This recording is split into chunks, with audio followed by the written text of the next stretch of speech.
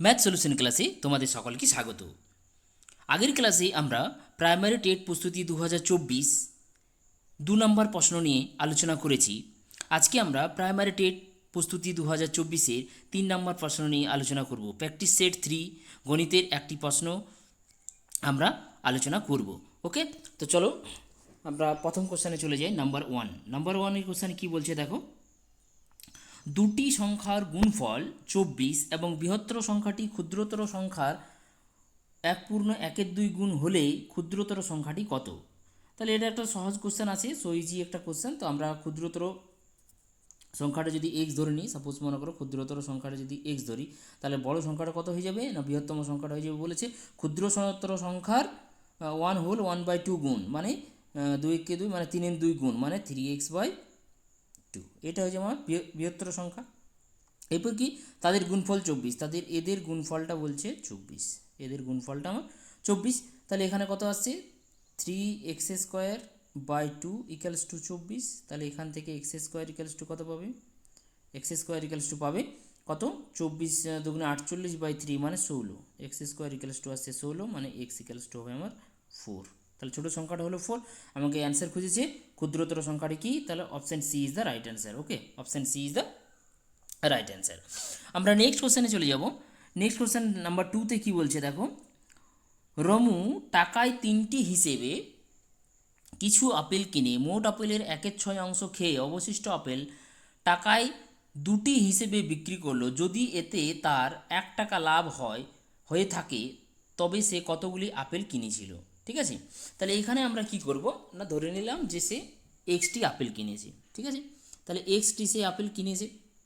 এরপর কি বলেছে, টাকায় 3টি হিসেবে কেনার সময় কি করেছে না টাকায় 3টি হিসেবে সে কিনেছে। তাহলে তার খরচা কত হয়েছে এক্সট্রা আপেল কেনার জন্য, x/3 এত টাকা খরচা হয়েছে। এটা আমার এত টাকা কেনার জন্য খরচ হয়েছে x/3 টাকা। যেহেতু টাকায় 3টি হিসেবে করছে, তাহলে এক্সটি যদি আমার করি, আমরা এক্সটি আপেল নিই, তাহলে আমার টাকা লাগবে কত x/3। ঠিক আছে, x/3 টাকা। তাহলে এটা আমার কেনা দাম।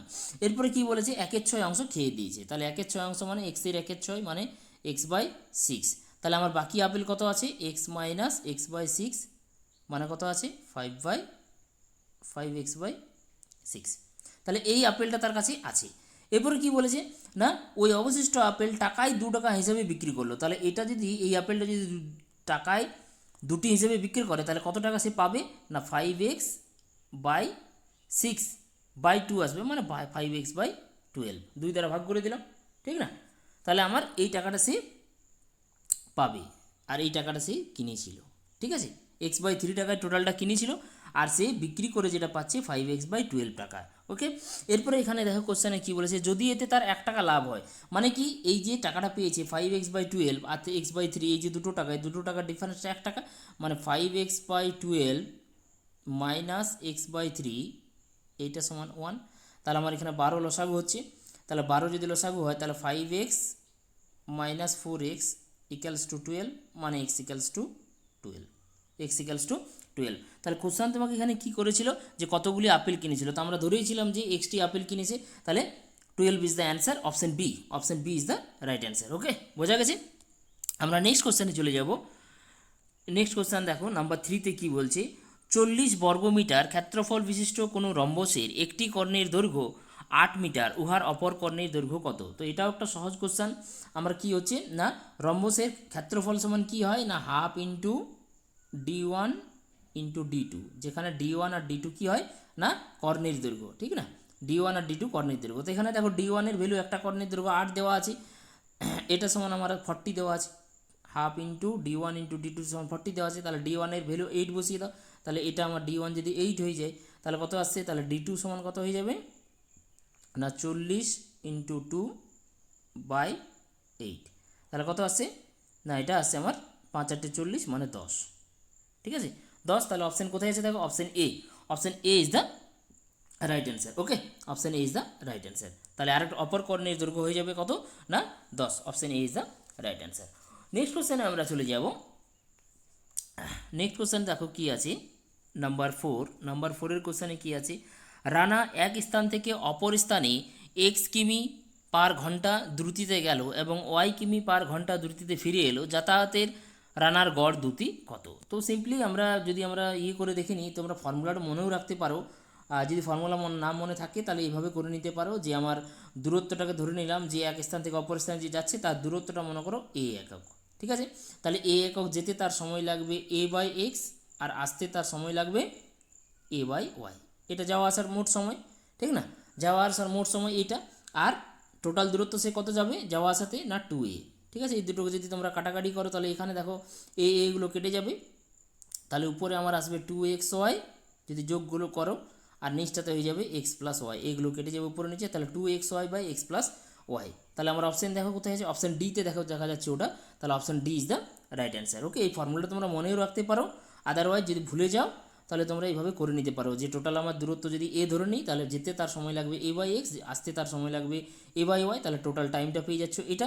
ওকে, আর টোটাল দূরত্ব কত 2a, এ যাচ্ছে আর এ আসছে, তাহলে 2a, তাহলে 2a বাই এটা বাই করে দিলে যা পাবে সেটাই হবে অ্যান্সার, ঠিক আছে। আর আদারওয়াইজ তোমরা যদি মনে রাখতে পারো 2xy by x plus Y, ঠিক আছে।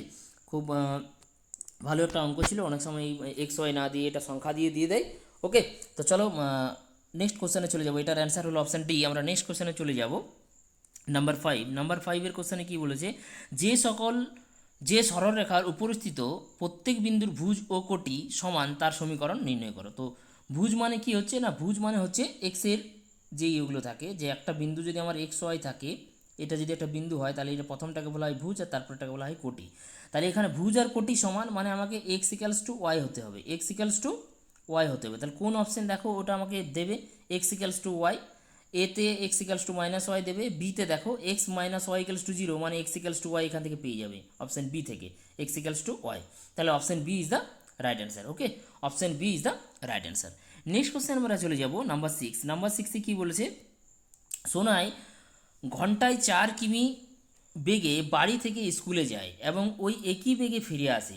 যদি সে ঘন্টায় 3 কিমি বেগে বাড়ি থেকে স্কুলে যেত এবং ঘন্টায় 5 কিমি বেগে স্কুল থেকে বাড়ি ফিরে আসতো, তাহলে যাতায়াতে তার পূর্বের চেয়ে 10 মিনিট সময় বেশি লাগতো। বাড়ি থেকে সানাইয়ের স্কুলের দূরত্ব কত? তাহলে এখানে আমরা কি করব না, ধরে নিলাম যে বাড়ি থেকে সানাইয়ের স্কুলের দূরত্ব এক্স কিমি, ঠিক আছে, এক্স কিমি। তাহলে যাওয়ার সময় সে কী করেছে না, প্রথম ক্ষেত্রে যাওয়ার সময় সে 4 কিমি বেগে গেছে, আবার ফেরার সময় 4 কিমি বেগে ফিরেছে। তাহলে আলটিমেটলি তার টাইম কত লেগেছে না, টাইম লেগেছে মনে করো এক্স বাই 4 যেতে লেগেছে প্লাস এক্স বাই 4 আসতে লেগেছে, ঠিক আছে। মানে 2x/4 মানে x/2, x/2 এত ঘন্টা তার টাইম লেগেছে। এটা যদি আমরা ইয়েতে ট্রান্সফার করে দিই মিনিটে, যেহেতু এখানে মিনিট দেওয়া আছে, মিনিটে ট্রান্সফার করে দিই তাহলে 30x মিনিট, 30x মিনিট। এটা তার কি হয়েছে, প্রথম ক্ষেত্রে যাওয়া আসায় সময় লেগেছে।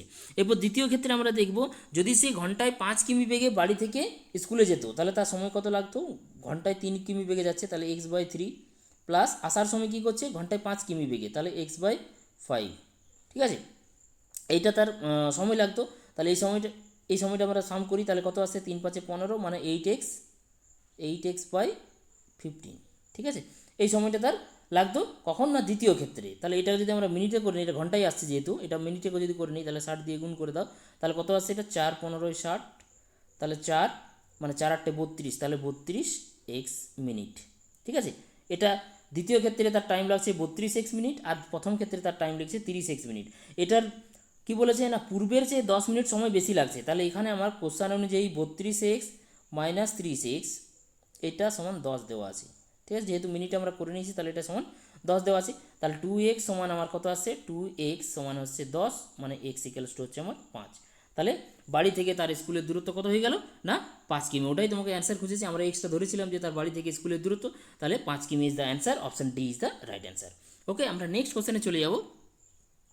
নাম্বার 7-এ দেখো কি বলেছে না, 5x সেমি 12x সেমি আর 13x সেমি বাহু বিশিষ্ট ত্রিভুজের ক্ষেত্রফল নির্ণয় করো, ঠিক আছে। তো এখানে দেখো একটা জিনিস খেয়াল করো, এই ত্রিভুজটার যদি 5x প্লাস এটার স্কোয়ারের সাম করো তাহলে এটার স্কোয়ারের সাথে সমান হয়ে যাবে। দেখো 5-এর স্কোয়ার করলে কত আসবে 25x স্কোয়ার, প্লাস এটার যদি স্কোয়ার করো তাহলে কত আসবে 144x স্কোয়ার, তাহলে এটা সমান কত আসছে না 169x স্কোয়ার। এটা মানেই হচ্ছে 13x এর স্কোয়ার, তাহলে কী পাচ্ছ যে এটা একটা সমকোণী ত্রিভুজ পেয়ে যাচ্ছ, ঠিক না? এটা একটা সমকোণী ত্রিভুজ পেয়ে যায়। তাহলে সমকোণী ত্রিভুজের ক্ষেত্রফল কত হয় না, এটা সবচেয়ে বড় বাহুটা হয় অতিভুজ, তাহলে এটা হচ্ছে আমার ভূমি আর এটা হচ্ছে আমার লম্ব, ঠিক না? বা উল্টোও বলতে পারো এটা হচ্ছে ভূমি এটা লম্ব, যাই হোক মানে এটা সবচেয়ে বড়টা আমার অতিভুজ হয়। ওকে, সবচেয়ে বড় যেটা থাকে সেটাই আমার অতিভুজ হয়। তাহলে আমার এখানে কি আসবে, ক্ষেত্রফল বলেছে, তাহলে হাফ ইন্টু ভূমি মানে 5x ইন্টু 12x। ওকে, 12x, তাহলে কত আসছে এখানে 5 দিয়ে কাটো, তাহলে 5 এটা 6 মানে 6, 5 × 30, 30x স্কোয়ার আমার অ্যান্সার আসবে। তাহলে অপশান দেখো কোথায় আছে, option C is the right answer. Okay, option C is the right answer. আমরা নেক্সট কোশ্চেনে চলে যাব। নেক্সট কোশ্চেন দেখো, 8 কোশ্চেনে কী বলছে, 8/3 ভগ্নাংশটিকে 8/3 ভগ্নাংশটিকে শতকরা আকারে লিখো। 8/3 ভগ্নাংশটিকে শতকরা, তো এটা কিছুই না, একটা সিম্পলি কোশ্চেন। শতকরা আকারে ট্রান্সফার করতে গেলে কী করতে হয়, ইন্টু 100, 8/3 ইন্টু 100, টোটালটা পার্সেন্ট, ঠিক আছে? এটা কাটাকাটি করে যা পাবে সেটাই হবে পার্সেন্ট। তাহলে এটা আমার 3 দিয়ে যাচ্ছে না, মানে 800/3, ঠিক না?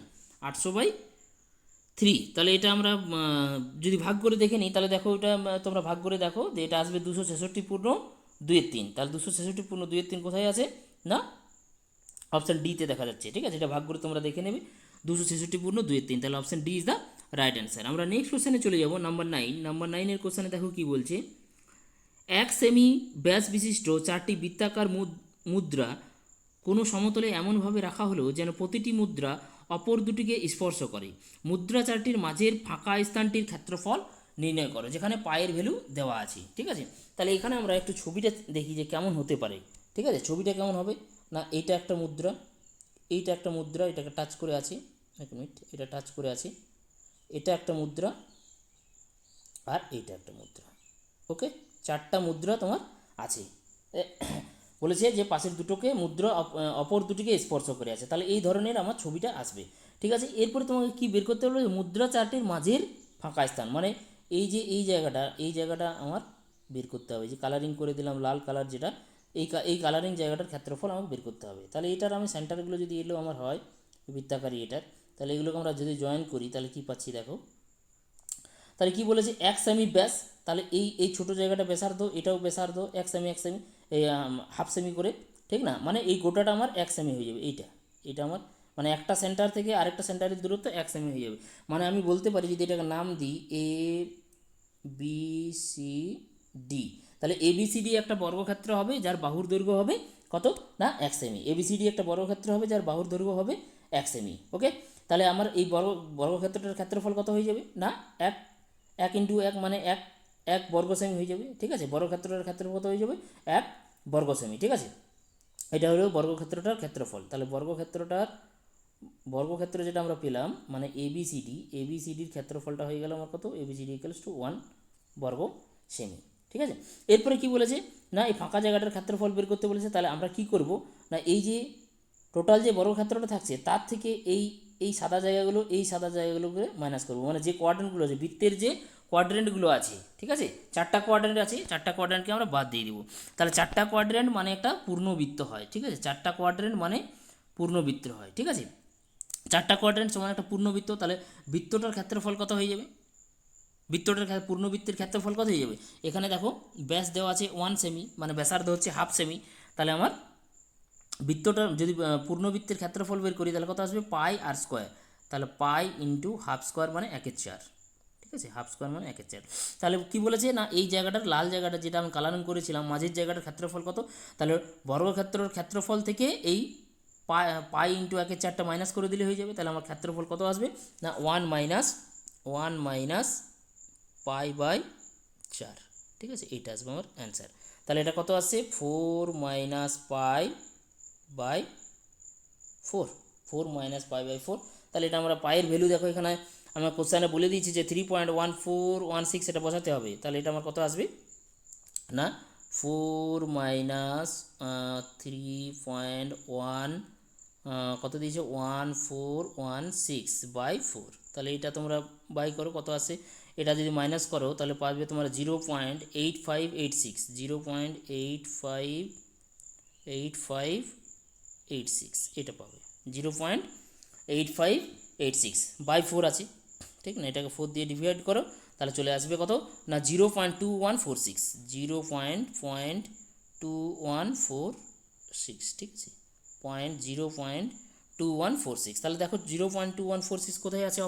Option A is the right answer. Okay, option A is the right answer. আমরা নেক্সট কোশ্চেনে চলে যাব। নেক্সট কোশ্চেন কী আছে দেখো, 10এর কোশ্চেন। ক্রমিক সমানুপাতিক কয়েকটি সংখ্যার প্রথম এবং দ্বিতীয়টি যথাক্রমে 2 ও 6 হলে পঞ্চমটি কত? তাহলে কতগুলো এখানে সংখ্যা আমরা ধরে নিই যে A B C D E, এরা ক্রমিক সমানুপাতি। তাহলে আমরা বলতে পারি এ বাই বি সমান B by C equals to C by D equals to D by E, এটা বলা যাবে। আর দেখো এ আর বি এর ভ্যালু দেওয়া আছে প্রথম আর দ্বিতীয়, তাহলে এ বাই বি কত 2/6, তাহলে এটা সমান 2/6 লিখতে পারি, মানে সবগুলোর ভ্যালু 1/3 করে হয়ে যাচ্ছে। এরপর যদি এগুলো তুমি গুণ করে দাও তাহলে কী পাবে দেখো, A by B into B by C into C by D into D by E সমান কী হয়ে যাবে 1 2 3 4, চারটা 1/3 গুণফল মানে 1/81, চারটা 1/3 গুণফল, ঠিক না। তাহলে এটা কাটাকাটি করো, বি বি কেটে গেলো, সি সি কেটে গেলো, ডি ডি কেটে গেলো, তাহলে এ বাই ই ইকুয়ালস টু 1/81। তাহলে আমার এ সমান কত দেওয়া আছে 2 দেওয়া আছে, তাহলে এখান থেকে আমার 2/e সমান 81, তাহলে আমার আসছে 1/e ইকুয়ালস টু 2টা যদি এদিকে দিয়ে দিই 1/62, মানে ই ইকুয়ালস টু হচ্ছে 162। তাহলে আমার এটাই বের করতে বলেছিল যে পঞ্চমটি কত হবে, ইটা হচ্ছে আমার পঞ্চম সমানুপাতি, তাহলে ই সমান কত হলো 162, তাহলে C is the answer. Okay, C is the answer. আরেকটা ভাবেও বের করতে পারো, এটা একটা প্রসেস, আরেকটা প্রসেস তোমরা এইভাবে বের করতে পারো। দেখো এ বাই বি হচ্ছে আমার 1/3, মানে প্রত্যেকটা B by C 1/3, C by D 1/3, D by E 1/3, মানে কি হচ্ছে না পরপর যে বেড়ে যাচ্ছে, মানে এ বাই বি 1/3, এবার বি বাই সিটাও 1/3, মানে এমন এটা দেখতে হবে যে সিটা এমন হবে যে বি এর থেকে 3 গুণ বেশি হবে, তবে তো 1/3 আসবে। সিটা এমন হবে যে বি এর 3 গুণ হবে, আবার ডিটা কেমন হবে, সি এর 3 গুণ হবে, আবার ইটা কেমন হবে, ডি এর 3 গুণ হবে। এইভাবেই তোমরা এগোতে পারো, এটা তো অ্যান্সার চলে আসবে। দেখো বি দেওয়া আছে আমার 6, তাহলে সি কত হবে তার 3 গুণ মানে 18, তাহলে ডি কত হবে 18 এর 3 গুণ মানে 54, ঠিক আছে 54। এবার 50 ডি ইটা কত হবে না 54 এর 3 গুণ মানে কত 54 ইন্টু 3 মানে 3 4 12 আর 3 5 15 16, মানে 162 আসছে, তাহলে 162 ইজ দ্য অ্যান্সার। ঠিক আছে, এইভাবেও তোমরা করতে পারো, বা এই আমি এটা দেখালাম সেটাও করতে পারো, বা তোমরা এটাও করতে পারো যে প্রত্যেকটা পরপর যে সংখ্যাগুলো 3 গুণ করে বেড়ে বেড়ে যাচ্ছে, এটাও একটা প্রসেসে তোমার করতে পারো, যে কোনো প্রসেসে করো, ঠিক আছে, যেটাতে তোমাদের ভালো লাগে সেটাই করবে। ওকে, আমি দুটোই বলে দিলাম। নেক্সট কোশ্চেনে আমরা চলে যাব। নেক্সট কোশ্চেন হচ্ছে নাম্বার 11। নাম্বার 11-এর কোশ্চেনে কী বলেছে দেখো, 40টি বাহুবিশিষ্ট সুষম বহুভুজের একটি অন্তঃকোণের পরিমাপ কত? তাহলে এখানে দেখো অন্তঃকোণের পরিমাপ বের করার জন্য আমরা আগে বহিঃকোণটা চিন্তাভাবনা করি, যেহেতু বাহু সংখ্যার সাথে বহিঃকোণের একটা চিন্তাভাবনা করা যায়, যে আমার কি হয় বাহু সংখ্যা যদি জানা থাকে তাহলে বহিঃকোণ সমান কী হয়ে যায়, বহিঃকোণের ফর্মুলা হচ্ছে আমার 360 ডিগ্রি বাই কত না বাহু সংখ্যা। তাহলে এখানে আমার বাহু 40 আছে, 360 ডিগ্রি, এটা হবে বহিঃকোণের পরিমাণ, ঠিক আছে। তাহলে এটা কাটলে কত আসবে 0 0 4 9 36, তাহলে 9 আসছে। তাহলে বহিঃকোণের পরিমাণ কত হয়ে যাচ্ছে 9 ডিগ্রি, ঠিক না, বহিঃকোণের পরিমাণ 9 ডিগ্রি। তাহলে অন্তঃকোণটা কত হয়ে যাবে না 180 থেকে মাইনাস করে দিলে, তাই 180 মাইনাস 9 তার কত হয় 171, তাহলে 171 is the answer. Option D is the right answer. Okay, option D is the right answer. এখানে ফর্মুলা লাগালাম বহিঃকোণ ইকুয়ালস টু 360 ডিগ্রি বাই বাহু সংখ্যা। ওকে, এটা দিয়ে আমার কোশ্চেন সলভ হয়ে গেছে। নেক্সট কোশ্চেন আমরা চলে যাব নাম্বার 12। যে বৃত্তের পরিধি পাই সেমি তার ব্যাস কত? ওকে, খুব ইজি কোশ্চেন আছে এই পেপারটাতে। যে বৃত্তের পরিধি পাই সেমি তার ব্যাস কত? তো ব্যাস আমরা এখানে যদি ব্যাসার্ধটাকে আর ধরি, ঠিক আছে, তাহলে এখানে কী দেওয়া আছে বৃত্তের পরিধি মানে 2 পাই আর ইকুয়ালস টু পাই দেওয়া আছে, ঠিক আছে। তাহলে এখান থেকে 2r সমান কত হবে, 2r সমান হবে পাই পাই বোথ সাইড কেটে গেলে 1, তাহলে আমরা 2rটাই বের করতে বলেছি, 2r মানেই তো ব্যাস হয়, ব্যাসার্ধ যদি আর হয় তাহলে 2r সমান ব্যাস হয়, তাহলে ব্যাসের ভ্যালু বের করতে বলেছে, তাহলে 1 আসে, তাহলে 1 সেমি, B is the right answer. Okay, B is the right answer. আমরা নেক্সট কোশ্চেনে চলে যাব। নেক্সট কোশ্চেন কী আছে দেখো, নাম্বার 13। নাম্বার 13-এ একটা কোশ্চেন দিয়েছে ছোটো বড়ো করার কোশ্চেন, তো এই ধরনের ছোটোটা খুঁজতে বলেছি।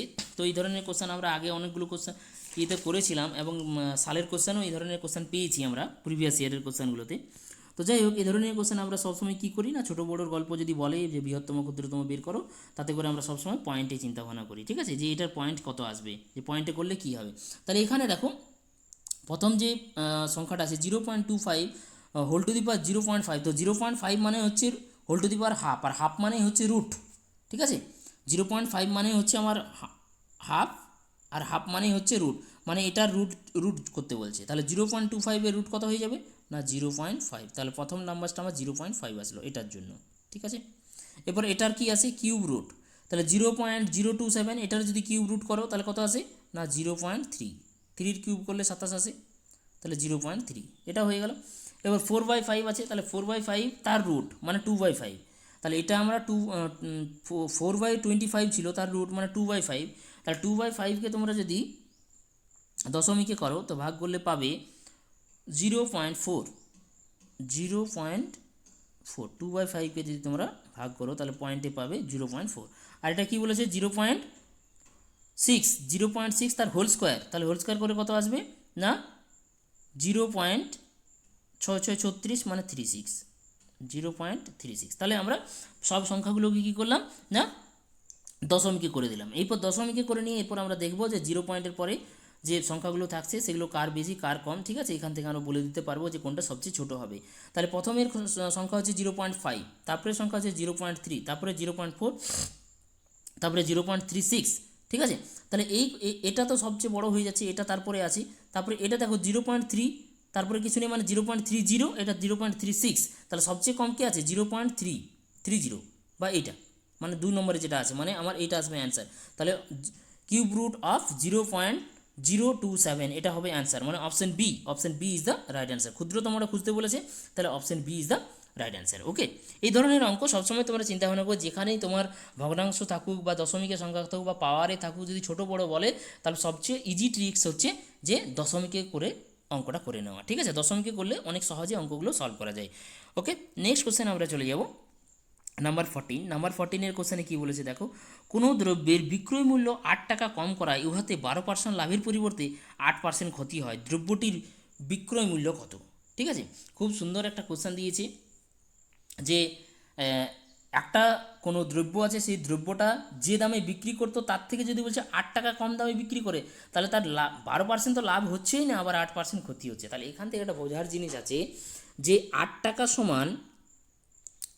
সমান মানে ক্রয় মূল্যের জন্য যে 8 টাকা, এখানে যে 8 টাকা সমান ক্রয় মূল্যের 12% প্লাস 8% মানে 20%।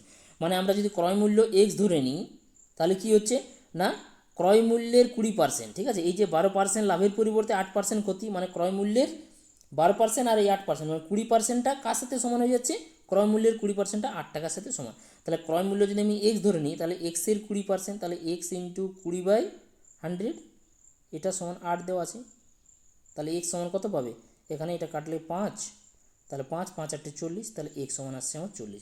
তাহলে 40 টাকা হচ্ছে দ্রব্যটির ক্রয় মূল্য। এরপরে বলেছে যে 40 টাকা যদি ক্রয় মূল্য হয় তাহলে 12% লাভে প্রথমে বিক্রি করবো বলছিল, ঠিক আছে। লাভের পরিবর্তে বলেছে 8% ক্ষতি বলে, মানে 12% লাভ আমার এখানে আছে। তাহলে বিক্রয় মূল্য সমান কত হয়ে যাবে না 40-এর 12% প্লাস 40 টাকা, মানে 40 প্লাস 40 টাকার 12%, ঠিক আছে। 40 টাকার 12%, 12/100, ঠিক আছে। 40 টাকার 12%, তাহলে এটা তোমরা কাটাকাটি করো, তাহলে এটা আমার আসছে কত 40 প্লাস 12/25, ঠিক না। 12/25 না, এখানে কত আসছে এটা 4 আছে, একটা শূন্য কাটলো একটা শূন্য কাটলো, তাহলে এটা আসছে আমার 5 দুগুণে 10 আর এটা 6 দুগুণে 12, মানে আসছে 424/5, 24/5, তাহলে 40 প্লাস 24/5, তাহলে 24/5 এটাকে যদি ভাগ করো তাহলে 4.8 পাবে। তাহলে 4.8 যদি হয় তাহলে 40 প্লাস 4.8 মানে 44.8, তাহলে অ্যান্সার কত হবে আমার 44.80, ঠিক আছে। তাহলে option A is the right answer. Okay, option A is the right answer, বোঝা গেছে। Option A is the right answer. আমরা এখানে দেখো 14 নম্বরের কোশ্চেন অলরেডি সলভ করেছি। নেক্সট কোশ্চেন আমার আছে 15 নাম্বার 15-এ কী আছে দেখো, খুব সুন্দর একটা কোশ্চেন আছে, অনেকবার এই কোশ্চেনটা পরীক্ষাতে এসেছে। কোনো ভোট কেন্দ্রে ভোটদাতাদের 80% ভোট দেন, জয়ী প্রার্থী প্রদত্ত ভোটের 65% ভোট পান, জয়ী প্রার্থী মোট ভোটের শতকরা কত ভোট পেলেন। তো সিম্পলি 100 দিয়ে আমরা ধরে নেব যে মোট ভোট, ঠিক আছে, মোট ভোটটাকে আমরা 100 ধরলাম, ঠিক আছে, মোট ভোট। তাহলে ভোট কেন্দ্রে ভোটদাতাদের 80% ভোট দিয়েছে, তাহলে 100 জন যদি আমার মোট ভোট হয় তাহলে ভোট দিয়েছে কত, 80 জন, 80 জন ভোট দিয়েছে।